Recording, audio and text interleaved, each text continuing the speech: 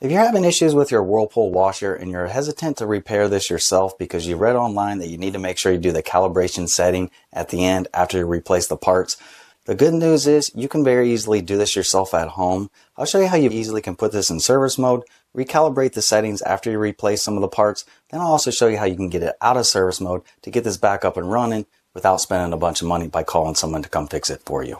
So the first thing real quick, there's 4 different settings within the service mode. There's a factory diagnostics, the system information, the fault history, and the service diagnostic.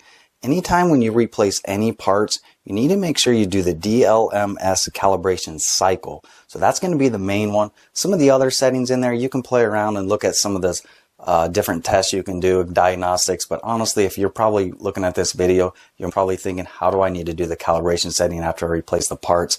And according to Whirlpool and their tech sheet, you must perform this calibration cycle once you're done replacing these parts to optimize the load washing capacity, meaning your washer might not operate correctly if you don't do this. So that's just kind of the background. So let me show you how you can put this in service mode. We'll do the DLMS calibration cycle here, then we'll also get it out of service mode.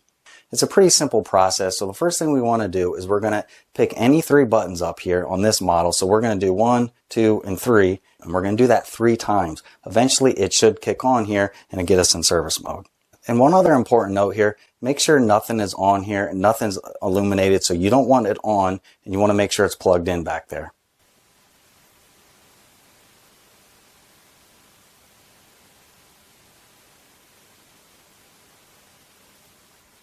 All right, so now we can see that we entered the service mode. The next thing we're going to do is we're going to navigate to the DLMS calibration cycle. There's another one in there called factory calibration cycle. We don't want to do that one. So the one we want to do here is the DLMS calibration. So to do that, you're going to have a left button here, a right button. This is going to be your enter, and this is going to be your exit.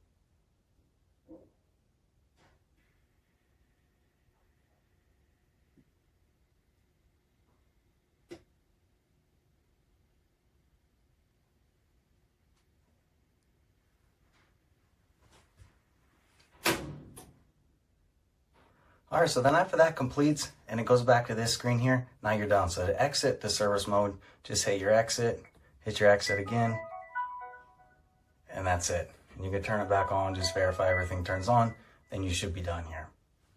So then we'll turn it back on just to verify everything's good here.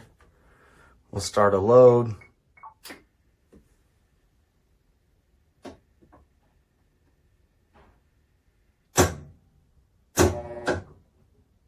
We can see it's immediately started on here. So we verified that this did fix our problem. Alright, so hopefully this video helped you out. If you're curious on what you had to do to put this thing in service mode, do that DLMS calibration cycle and then get it out of service mode. And if you're watching this video, there's probably a good chance one of these two parts over here might be what's the problem on your washer. I did a separate video showing you how to do the shift actuator and the capacitor on this one here to get this up and running.